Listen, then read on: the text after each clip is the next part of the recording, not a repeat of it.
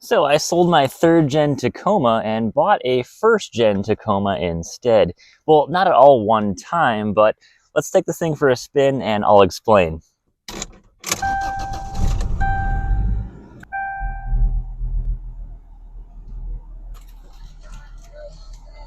Well, the first truck that I ever bought was actually a 2017 Tacoma. It was a red SR5, two-wheel drive. For some reason, every truck I buy, I can never find a four-wheel drive truck anywhere.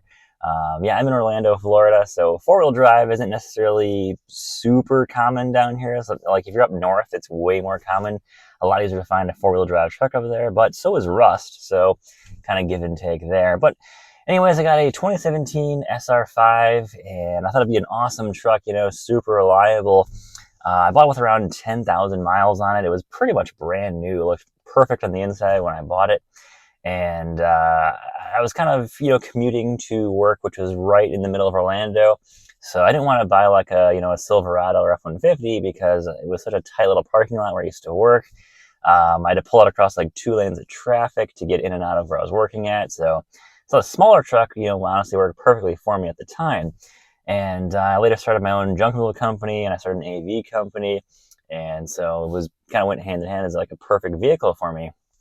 However, though, the issues on that truck popped up really, really quick. And man, I had so many issues with that truck. I've owned Audis and BMWs with well over 100,000 miles. My first car actually was it was a 90, was it a 95 or a 99 Audi A4 with like 201,000 miles. And I drove that thing for almost 2 years, not a single issue with it, just changed the oil on it. I think I changed tires on it once, and no big deal there.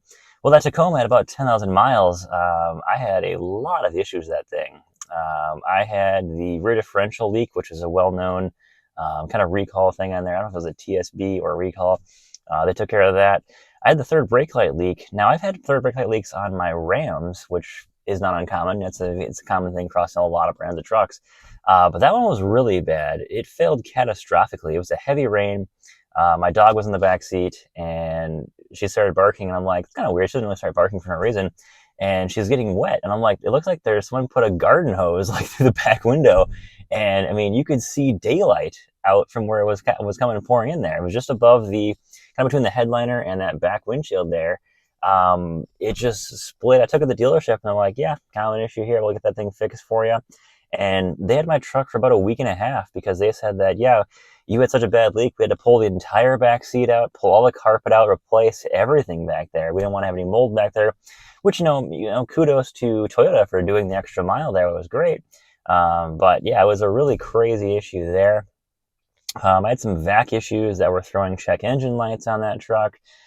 I had the entire radio go out, just black screen, nothing. And yeah, there was a lot of problems with that truck. It was pretty much every month, every 3 months, I was taking it back to Toyota, and they were, yep, this is an issue, fix it for you. I get a loaner for a week, get my truck back. And I remember this very clearly. I was at Toyota of Orlando. This is on kind of near Mall Millennia, if you know where Orlando is there. One of the big Toyota dealerships. Which also I would say is ironic that I kept taking my Tacoma there, because this Tacoma I'm sitting in right now, this 2000, was actually sold by that dealership back in 2000, which is a very cool kind of thing there. But anyways, though, when I took my Tacoma back, that third gen I had, just over and over and over again, one of the service advisors said, he's like, yeah, we're having a lot of issues right now with the 16s and quite a number of 17s. He's like, check this out. And he walks me over to the service bays. He's like, look at what vehicles are in every single service bay right now. And it was all Tacomas were just in every single service bay there. Just wild stuff. He's like, yeah, the new third gens right now are not doing so hot. And after he showed me that, I'm like, okay, I need to start looking for something else. And at the time, my junk removal business was taking off nicely. And I was starting to have some issues with not being able to, tow a lot. And the truck was rated for 7,000 pounds of towing. That's kind of the issue, is that my trailer only weighs about 700 pounds, and it's got a 2,000 pound cargo capacity. So let's say 3,000 pounds max. And that Tacoma did not like towing that at all. If you got into the rain, I had brand new Falcon Wild Peaks on there. It did not like to stop at all. I had issues with it kind of trying to skid around. just a lot of it did not like to tow. And, I'm aware now that, yeah, mid-sized trucks, they don't like to tow, they don't like to haul. That's a common thing. So I ended up buying a Ram 2500. That was years ago. I think nearly 4 years ago now. And I still got my Ram 2500 for work. It's awesome. I have not had a single issue with that truck. I've put almost 50,000 miles in that truck now, and maybe even more, maybe 60,000. I put a lot of miles in that truck now in the past few years, and it's been rock solid. But anyways, though, I got rid of the third gen for my Ram. Loved it, and I will say it was during the pandemic, 2021, when I traded that in. They gave me $7,000 more than I paid for my Tacoma, and I had the Tacoma for 2 years, and they gave me $7,000 more for it. It was just awesome deal there. So I got my Ram for really, really cheap. The payment was just nothing on it. I think I had like a $9,000 loan on that Ram. It was super cheap. Awesome deal for that. And I was thinking to myself, I'm like, I keep hearing about how awesome Tacomas are, but my experience was just terrible. And, I wouldn't say that my truck was a lemon. I just think that there was a lot of TSBs, a lot of recalls on that truck. The engine was fine. I would say the transmission was fine, but I did have that really weird kind of hard jolt when you stopped. So when you came to a stop sign, it was like, almost like you're being rear-ended every time you go to a stop sign. So I don't know if that was transmission or the differential. I'm not sure on that one, but Toyota said that's normal. So I don't think it's normal. I don't know if it's on every third gen has that, but Toyota said that that's just how it happens, unfortunately. And so no real issue with the actual, it never left me stranded. I never actually would have even put a battery in it. It was a great battery, whatever was in there. And it was a great truck for overall what it was. And I will say, though, too, it never got stuck. Even with a trailer on, I could just go through, like, I'm like, there's a bunch of mud right there. I'm going to drive right through that. It would go right through it, no problem. If you ever go to a 3/4 ton, like I got my Ram 2500, you're careful with that. You're like, is that grass a little wet there? Because I'm going to sink right into there. But no, with the Tacoma, nope, you're not going to get stuck. And that was a 2-wheel drive. I never even had a moment where I'm like, wow, I wish I had 4-wheel drive because I need it right now. Never had that moment. That thing has just goes right through anything. So it was kind of that, I want another Tacoma. I want another small size truck. I see the merit in them, definitely. I see why they're so popular, why they're so cool. But I don't want to go to another third gen, and I definitely don't want to go to a fourth gen. I think they're way overpriced in my opinion. I do not want to do a turbo engine. I'm not saying I'm not a fan of turbos. But I want a naturally aspirated, inline 4 V6. And so I've ended up just saying to myself, hey, if I ever come across like a first or second gen, and I'll just buy it. If I can get a really good deal on it, and I don't even care the condition, I'll just buy it. Well, one of my clients who I was doing work for a number of years, he's an awesome guy. He ended up buying a property out here, kind of rural Lake County. And he said he actually ended up buying this truck I'm sitting in right now. And I have no idea where he got it from. And he said he was just using it for, hauling stuff around the farm, hauling stuff around, here and there, no big deal. And I hauled away a lot of the big stuff for him, doing junk removal. But he said any of the small stuff, he bought this truck to do it himself, which I'm like, that's cool. And he wasn't really like a farm guy. He's not really a country type of guy. And I could tell that, he probably wanted to sell this property eventually. And he bought a big tractor at the property too. And it was only 4 acres. So he didn't really need the tractor, in my opinion, And of course he had this truck there. And he told me one day, he's like, yeah, hey, we're putting the house up for sale here in the next month or so. And I'm like, really? So the next day I'm like, I should see if he wants to sell that truck. I don't know if he's going to keep the Tacoma or not. So I sent him a text. I'm like, hey, I'm looking for like a farm truck right now. I'm like, are you selling the Tacoma when you sell the house? And he's like, yeah, I'm selling it. Now, at the time, I really didn't know what these trucks were worth. I knew that they were rare, and I knew that, yes, they do hold their value very, very well. So I'm hoping he would not say like, $5,000, $6,000, $7,000, $8,000, $9,000, because I know a lot of these trucks, they do go for well over $6,000, and I know a lot of them now, the first gens are hitting well over $10,000 now. And he's like, hey, if you can, he asked me what my budget was, and I said, I'm looking for like, on $2,000, I just want to buy something cheap and kind of have something fun on YouTube, fix up a truck for fun. I'm doing a lot of automotive tools now, and I want to show, more tool stuff, actual fixing something that needs it. And he's like, hey, I'll sell it to you for what I paid for it, $3,000. And I'm like, deal, that sounds great to me. And he said the only thing though was he wanted to keep using it until he sold the house. He said he's going to do a few things with it. He's got to take some stuff to the dump here and there, help him with moving. And I said, no problem, just let me know. And a month went by, didn't hear from him. 2 months went by, I didn't hear from him. I'm like, uh-oh, did A, he not sell the house? Or B, is this Tacoma, is he keeping it? Or did he sell it to another one of his friends? And 3 months go by, still haven't heard from him. So I sent him a couple of texts. And I actually didn't hear back from him the second time I texted him. So I was getting really nervous there. And I'm like, uh-oh. Well, the 4th month goes by. And he texts me, he's like, hey, you want to buy the truck still? I'm like, all right, yes, I can still buy the truck. So I'm like, awesome. So I said, yeah, where do you want me to meet you? I'll write you a check, no problem. And that's then takes place at the first part of the video I did when I bought this truck then. And overall, this thing has been absolutely incredible so far. I will say, owning a 2000 Tacoma right now is pretty interesting because a lot of people say, Tacomas are super reliable. They have so much dependability. It got me thinking, though, because I asked them, I bought this truck totally sight unseen. I had no idea, was it manual, automatic? I brought my father-in-law with me to pick this thing up because he can drive stick, no problem. I can't. I've only driven a stick vehicle once when I was looking at vehicles to buy when I was 17, so I've never driven stick in my life. And I brought him with me just in case it was stick. I had no idea. No idea if it was 2-wheel drive, 4-wheel drive. I've seen this truck a couple of times in person, driving past this property. That's it. I don't know anything about this truck at all.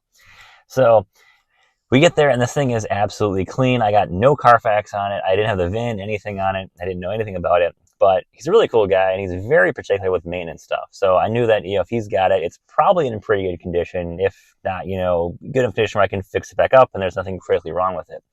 And he's telling me about also he fixed on it so far. I think he said he put about $1,000 into it. It's got a new radiator, a whole new cooling system. All the tubing in there is all new. He rekeyed the entire thing, new cylinder up here. He put new keys in the doors. He put a new radio in. He put all new speakers in. He did a ton of work to this truck.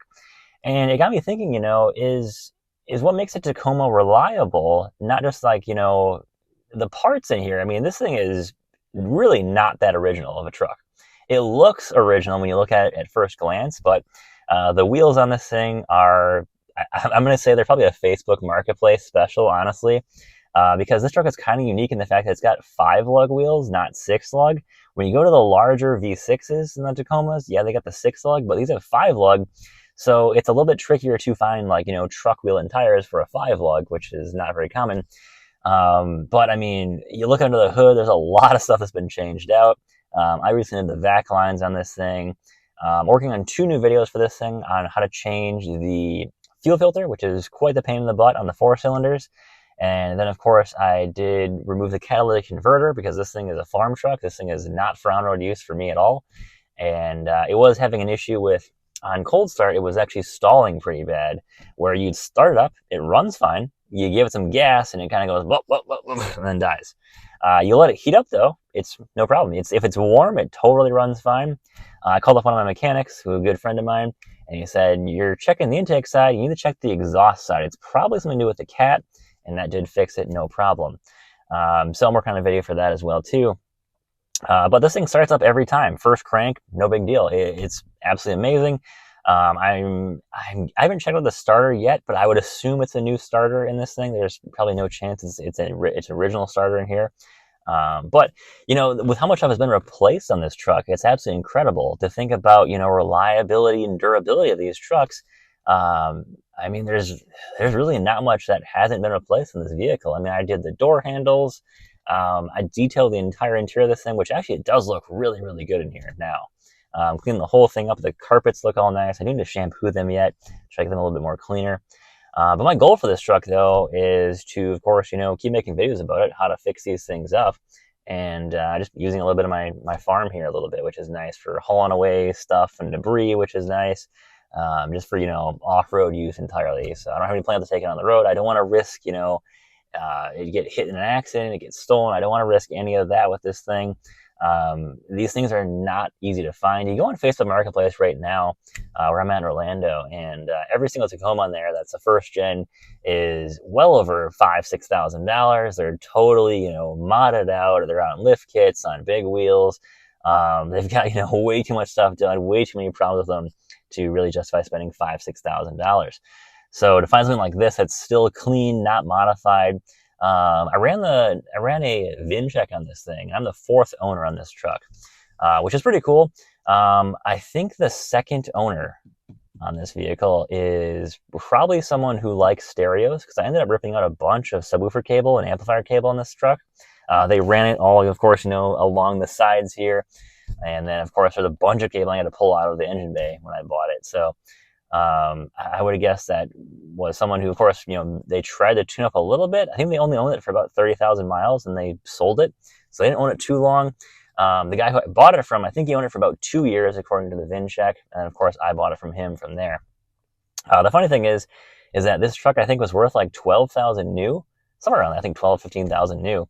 And it hasn't really lost any value since the second owner, which is kind of funny. So after the second owner, I think the second owner sold it for like 6,000. Third owner got it for 3,000, and then I got it for 3,000 again. And now it's only going up in value again. So that's kind of funny how those things work. This thing is, of course, a automatic. It's 2-wheel drive, not 4-wheel drive, and it's got it's the extended cab. I know there's something called the King cabs and the Nissans. I like to call them the King cabs. Kind of sounds cool, in my opinion there. But yeah, between this and my third gen, this feels like such a great sized truck. I mean, it's like sitting in like a 2000 Camry, honestly, right now, is what it feels like. The seats are very low. If you've never driven a Tacoma, you know what I'm saying by the seats are very low. If you've owned a Tacoma, you know what I'm talking about. Is that in most trucks, it's like a bench seat. So you put your legs down and you're going to touch the floor there. Well, in a Tacoma, it's more like sitting like this, like kind of like sitting on like you put like if you go on your couch, pull off 2 cushions, sit on the cushions, that's what it feels like. You're really low to the floor.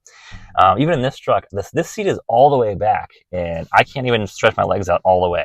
Like I'm only 6 feet tall, and I feel a little cramped in this truck. I felt the same exact way in my third gen too.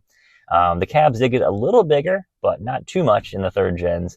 And I would say like width-wise, about the same, maybe a couple inches wider, but it really hasn't changed that much. Of course, the Tacomas have been well known for the frame rot, and as I mentioned before, this is a Orlando truck, which is nice. This thing was sold here in Orlando. It sold to another dealer, I think in Oviedo, which is about 30 miles-ish away from where the original dealership was. Then it was sold again somewhere in Orlando, and then I bought it again in Orlando myself. So this thing, it's probably left the state a couple of times to be at 197,000 miles, but it's never been sold or owned outside of Orlando. I don't think, but I would assume so. That's been Orlando probably its entire life. So kind of cool to find an actual, Florida first-gen truck. I don't know how rare that is, but I would assume it's probably pretty rare in my opinion. So that's kind of cool there. But what makes these trucks, so cool is the fact that there's really not a lot to break on these things. I mean, the AC system of this thing was entirely replaced. The guy who I bought it from said he wanted to keep this thing as comfortable as possible. So he put a whole new AC system in here, which of course, after 24 years, any brand that's going to fail eventually there, that's not indestructible, of course. And he's done some fluids. When I bought it, he literally did an oil change the week before, which is awesome. And I've done the transmission now. I've done the rear differential. I've done pretty much every fluid I could possibly do. And I've at least checked every fluid, and if it would look dirty, I've changed it at this point. So the maintenance-wise on this thing is awesome. This is honestly a great vehicle if you're getting into like mechanic stuff at all. You want to dabble in a little bit. You're going to mechanic school. You're working at an auto shop somewhere. This is a great vehicle because everything is super easy to work on. If the fuel filter honestly is one of the hardest things, I would say it's the top 10, hardest things to work in this truck. It really wasn't that bad. And I'm working a video now just to show you how to do it if you guys are interested. Because it's really all about just knowing where the 4 bolts are that really take off. And then, of course, having the right tools is key. So that's about it for that thing. And once you know what to do and you got the exact tools ready to go, it's really not too bad. It just takes a bit of time to, get it going the first time once you know what you're doing. I could probably do it again in probably 45 minutes with the most amount of time being, getting all the tools put together and everything in the right spot. And it's not horrible. But, a lot of things in this vehicle are pretty easy to maintain. There's really not a lot to something like this simple a vehicle. I feel like I could probably swap the engine or transmission on this thing if I had to. I mean, there's not a lot in the engine bay to really go wrong, and of course, there's plenty of guides online now. That's kind of one of the big pros about owning an older vehicle like this is you go on YouTube and there's 55 videos to do the exact problem that shows you what's going on, and it's easy to fix there. So the one thing I will say is a little odd with this thing. I'm not sure what's going on here, but I've got the Blue Driver code reader. I've had that thing for years. Absolutely love it. Highly recommend it. I bought it myself, of course, not a sponsored thing or anything. But I've never been able to pull a single code off this truck at all. It's never thrown a check engine light on here. It's never thrown anything. The fuel filter, when I pulled that out, it was possibly original. It looked really bad on the inside. And it never threw a code there. It's never had an issue. I've tried pulling codes when it stalled out. It would, of course, throw me a battery light, a check engine light when it would stall out. But you just start up again. It starts right up again. It's really kind of an odd issue there. So never had any single code off this thing. Even the gauge cluster on here is super simple. It's been swapped out already. I know the lights in here go bad. I'm not sure if it was the third owner or the second owner swapped out two of these all really cool like blue gauge lights in the back here. It looks really awesome at night. And also the previous owner also gave me new mirrors that I installed, which are literally 3 bolts, super easy to do. It's kind of like on these vehicles, it's super easy. Now, if you're wondering, I've done a ton of work in this vehicle myself already. I've only spent about, $400 so far, maybe a little less at this point. Just every single part that I've bought. I feel like every single part for this truck is like between 10 and 70 bucks. I even did some exhaust work on this truck already where I deleted the cat because that thing was going bad. I didn't want to buy a new catalytic converter for this thing. This thing is it's not cheap to buy one of those for one. And second, this thing is off-road entirely. It actually sounds really good now when you pull the cat off. Before having the cat on, it sounded like it was very, very muffled. Like you could definitely tell that, hey, this thing is clogged up, getting a bit of an issue there, like something is not right. And I pulled the cat off. It sounds actually like a really nice, you can hear the tone to it. It's not overly loud or anything. It's got a really nice little bit of a growl to it, much as a 4-cylinder can, which is nice there. So, but again, even doing that, I was surprised how easy that was to do because it really, the exhaust kind of just comes off. It comes right below the passenger floorboard and it just goes straight back. And then of course, you got a little corner there at the side of the bed where it goes off the side there. Super easy to do, to replace anything in this truck. And yes, there's no rust on here. Well, I will say there's no rust on this truck, other than a couple little spots around the body of the truck. It's not a big deal. But of course, they're on the cat. All the bolts were rusted out. It was a nightmare. I used the cutoff tool to cut off the front 2 bolts because I want to save that flange there. And then I just took a Sawzall and cut the rest of the back end of it off. So when I did that catalytic converter, delete, I was able to actually just put on, 2 front bolts in the front, bolted on, and then just slide a tube over the back of the exhaust there and then put a clamp on. So super easy to do. If you're wondering, the exhaust size was 2.22 or 2.25, 2.25 inches was the size there. So a little bit of an odd size of exhaust, but once you know that, it's like, okay, it's all, you can order the right parts, no problem there. So now fuel economy wise in this thing has been awesome. I'm probably, there's no like fuel economy monitor. I'm not going on any roads or anything. I'm not really ever exceeding 10 miles an hour on this thing. But for having it now for about a month, I'm down about 1/4 of a tank and I drive it every single day. Around the farm here, I'm always working on something, and it's getting honestly great fuel economy for what it's doing right now, so that's awesome. Whereas my 3rd gen, I was averaging 15, 16, 17 at best in that range. Towing, I'd get around 11, which was not great. For surprisingly, it was the V6, yeah, but yeah, it was honestly horrible for the fuel economy there. It was not fun at all. This thing's got a little 4-speed here, 4-speed automatic. It does shift a little hard, but when it was shifting hard, I did change the fluid out, and that was kind of the main issue there. When that fluid gets a little dirty, a little gummed up there, it doesn't want to shift too hard, especially going from drive into reverse. You get that clunk, and once you change the fluid out, it's really gone away nicely. And of course, that's an easy fix there. And you just want to make sure that you keep that thing maintained. I've heard these engine transmissions getting well over, 500,000 miles, no problem. Just make sure they stay maintained. Fluid is always cheaper than parts. That's what I've always heard. Every mechanic's told me that. My dad's told me that. and I've always just known change out the fluids. When I did the big service on this thing, I bought spark plugs, all the fluids needed for this thing. I spent about $160. Now, I didn't realize at the time, I went to just Advanced Auto Parts. I didn't realize that if I went on Amazon, I could have spent about $90 and got all the same stuff and saved about $70 there. So definitely shop around for auto parts. Definitely a big thing you can do to save quite a bit of money there. I'm not saying Amazon's the best place to buy it, but I've seen stuff at like Walmart even cheaper too. But a lot of those auto parts stores, that can be, a bit of an expensive place to buy parts. If you need them now, that's perfect. But yeah, if you can wait a little bit, Amazon, Walmart, even like Rock Auto, I bought some stuff from there too. They're pretty good pricing as well. But if you're looking for a first gen Tacoma, my advice is good luck. They are definitely hard to find, even harder to find, them very clean. I felt very lucky to find one that was actually a Florida truck and had no rust. That was kind of the one thing I was concerned about, was frame rot. Very common on these trucks, of course. I don't think this one has had the frame replaced. I didn't really find any records of that. The previous owner said he wasn't sure at all. So it's possible it could have. It's possible it's probably not.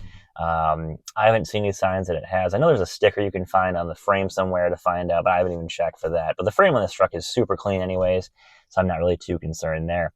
Even like the leaf springs of this truck are getting a little rusty, but I can definitely tell that they are been replaced at least once, because this thing sits quite high in the back a little bit. I don't think it's stock, in my opinion. I think it's definitely been replaced with some beefier leaf springs. I think that would make sense why it's sitting so, kind of up higher in the back there. But it's got, of course, that plastic bed liner thing. That is just kind of a set-in bed liner on there.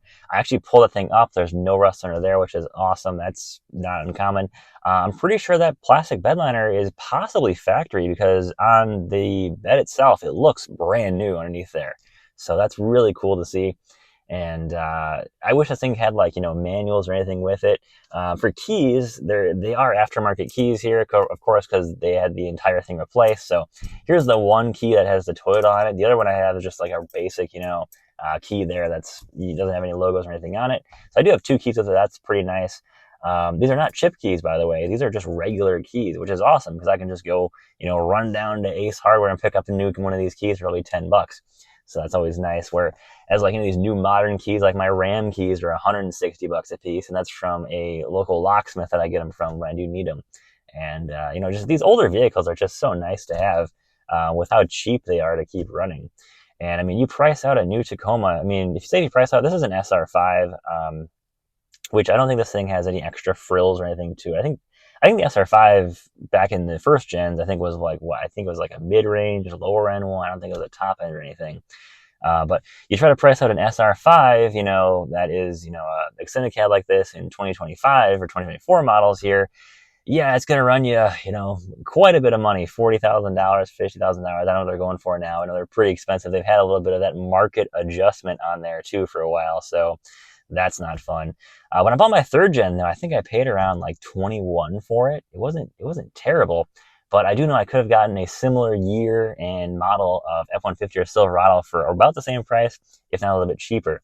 So you do got to kind of weigh the pros and cons of, do you want a full-size truck for the same price or less, or do you want to go to a Tacoma? Which, yes, a Tacoma will definitely hold their value significantly better than any other vehicle out there. So that is kind of one of the big nice things of having one of these trucks, is that you're pretty much going to lose any money. And I kind of feel like I got really lucky when I bought my third gen, because I use it for work. It was honestly not in great condition when I turned it back in. I used it pretty hard, for doing work. The interior wasn't bad, but it definitely looked like it was used for work. I will say that. And the dealership experience was really funny. So I went to trade it in for my Ram, and the dealer is like, "Oh, you got a Tacoma?" And this was pandemic, so it was 2021 when I traded this thing in. And the dealer is like, "You got a Tacoma?" And he's like, "Yeah, can I get the keys?" I'm like, "Yeah, sure. Here's the keys to you." And they pull it around. The guy goes, he checks the mileage. It's like 32,000. I put about 20,000 miles in that truck. He's like, "Yeah, 32,000." And they're like, "Here you go. Here's your price." They didn't even drive it. They didn't look at it at all. They're just like, "Mileage. Yep, here you go." And they offered me, I think it was like 28, 29 trade. It was something ridiculous. I'm like, I only paid like 21 for this thing. It was such a cool, an experience there. And they're like, "Yep, that's what we'll give you for it right now." And I'm like, "All right, that sounds like a great deal to me." So I took it and I got my Ram, of course, there. But that's just a classic, they call it the Toyota tax, of course, where, these things just hold their value so well. And honestly, even if I were to go trade this truck in, KBB is telling me it's around $5,000, $6,000 trade-in. So I just take this to a dealership right now. I'd probably double my money on this truck right now, which that's kind of cool. I mean, it's not my goal to make money on this truck at all. I've always wanted, just a nice older vehicle to work on, something that's like a farm truck that's also useful, not just as a car, but I can, of course, use it with tools. I've already done it after the hurricane here. We just had Hurricane Milton come through. We had a lot of trees down here. We're actually about, 4 weeks after the hurricane still, as I'm filming this video now, and we still have probably 10 yards of tree debris to clean up yet. So there's still quite a bit of work to do here. We have about 150 feet of fence that's still smashed down yet. So a lot of stuff to do yet. And of course, it's the perfect truck to do it. If you're wondering, at this point, having this truck for about a month and a half now, this thing needs new tires, and I need to diagnose it, but the passenger side window does not roll down. Both switches do not work. I think it's probably the regulator or motor in there. And that's probably it. That's the only two issues I'm aware of, is new tires, new window regulator here. That's it. So it's not bad. It's honestly not bad, for a 24-year-old, going on almost 25-year-old will be here in 2 months. It'll be 2025. It's October 31st right now. I'm recording this video. So in 2 months, it'll be 25 years old here. And it's honestly not bad. There's no lights on the dash, it starts up every time. And I mean, there's no rust in this truck at all. For being a 25-year-old vehicle at this point, that's pretty impressive, honestly, for a Toyota. And that's why these things hold their value, of course, so well. And I'm just going to kind of keep maintaining this vehicle, see how well it runs. I mean, I've seen older, you see guys with 79, 89 vehicles. I'm sorry, it's like 1979, 1989, like much older vehicles that are still on the road today. And if those vehicles can do it, I'm sure this Tacoma can do that as well too. So that's kind of my goal, is kind of keep this thing running, of course. But do I ever see myself buying a newer Tacoma? Probably not. I've owned that 3rd gen. Even if the thing was still perfectly reliable today, I definitely would not even have that vehicle. It just wasn't that useful for what I needed to do. Now, on the property I'm at now, yeah, it'd be pretty useful. It'd be pretty cool. But at the end of the day, that's still going to be a $25,000, $30,000 truck. And then they're holding their value decently well too, as the new 4th gens are crazy high price at this point. Anything older now is it's almost pulling up a lot of the older Tacomas that are still on the road. All their value is being pulled up as well as these newer ones are being released. So that's kind of a pro. If you own an older Tacoma, you're definitely getting more value there. One of my friends actually has a 2nd gen, and those are actually pretty nice. They're kind of a nice in between of, it's not an older 1st gen, it's not a 3rd gen, but there's a lot of similarities between the 2nd gen and of course the 3rd gens there.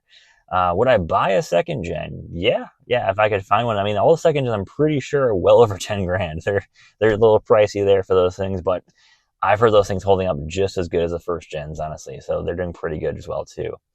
But if I were to buy a newer vehicle, like a newer utilitarian, super durable vehicle, I'd probably look at the Nissan Frontiers. I want a naturally aspirated V6. Those things are going for 10 grand or less cheaper than the current gen Tacomas. And I'm not really a Nissan fan myself, but I feel like that's where the Tacoma should be, is the Nissan Frontier. The pricing is great. The engine choices you have are great on those things. And I've been in a few of them, the newer ones. They feel like, this is what the Tacoma should be. They're more basic on the inside. They're not all fancy. I like the screens, that's cool. But I don't want to have, a big screen in like a work truck like this, I mean, this truck is fantastic for what it is. I've got tools in here, I still keep it very, very clean in here. I try to make sure I keep it very well maintained. But I just don't want a big screen or anything like that. I just want, simplicity. Anything breaks, it's not a complicated thing. I do like working on this truck when, something goes wrong, which nothing has gone wrong, but when I'm ever troubleshooting something, it's very, analog. I'm not plugging in, a code reader right away to figure out what's going on. I'm just like, oh, that is part of the issue here, and it's the catalytic converter. It's simple stuff. It's not like I'm trying to figure out, something electrical first, then it's something mechanical. It's just mechanical, which is nice. It's pretty simple to work on this truck. And I think that's one of the biggest reasons I like driving this truck on the farm. I definitely wanted one of these, is they're just very simple to work on.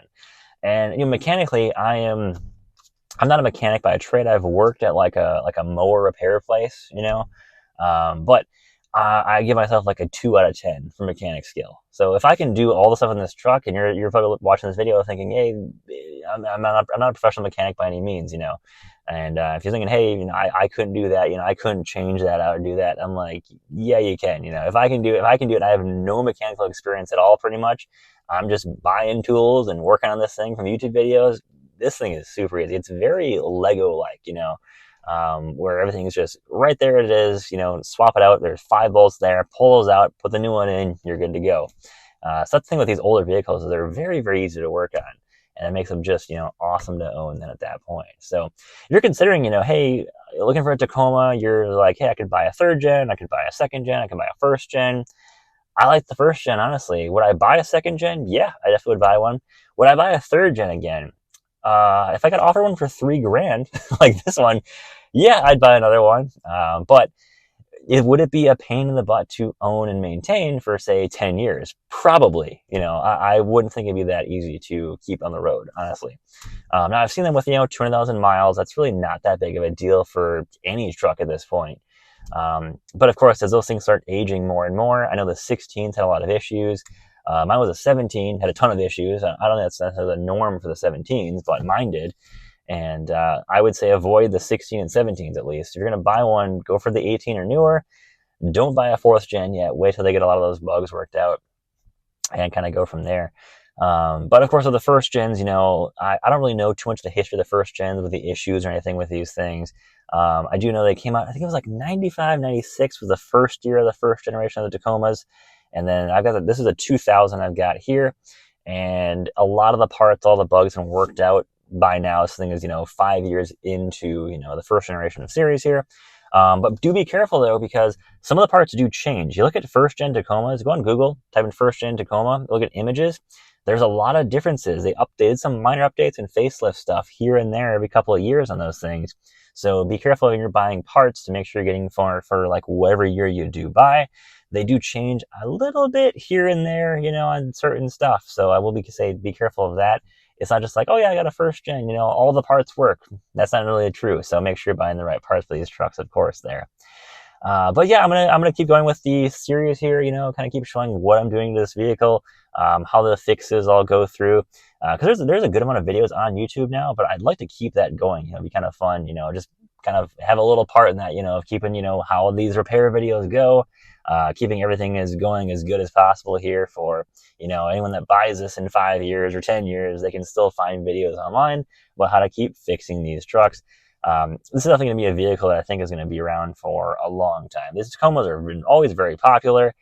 They're hard to find, of course. You want to find a super clean one, very, very hard to find, of course. And I honestly think that this is going to be, one of the awesome, it kind of already is a legendary vehicle in itself for how reliable, durable these things are. So I'm happy to definitely be owning one of these things, kind of maintaining it. My goal is not to, keep it in pristine condition, keep it in a garage and not use it. And my goal is also not to, do some crazy overlanding builds in this thing at all. My goal is to be in the middle of, I just want to restore it, keep it as clean as possible, and just use it, as I should. That's about it. So that's kind of my goal for this truck entirely. And if you guys got any questions, let me know. I went from a 3rd gen to a 1st gen. If you got any questions, let me know, guys. I did a bunch of work in this truck already. My 3rd gen experience was kind of meh. I wouldn't buy another one. But I will say I do understand why Tacomas are so popular. I do get it. They are awesome vehicles to have. Extremely capable off-road. Definitely. They are just incredible.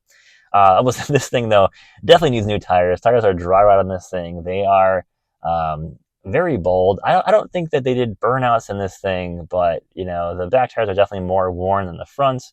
Probably just from not rotating them at all. That's my guess on that one.